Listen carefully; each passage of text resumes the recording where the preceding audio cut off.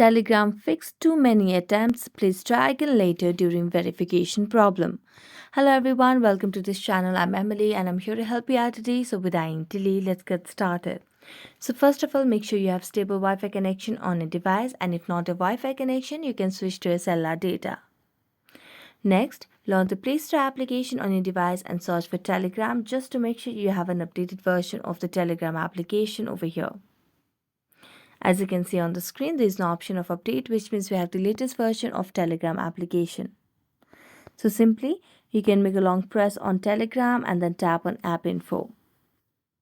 As you do that, simply tap on the Clear Data option at the bottom right corner of the screen and then clear the cache, then tap on OK.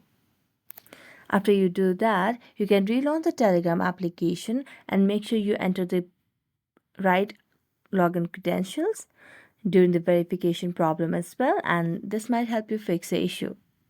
So thank you so much for watching this video. See you next time.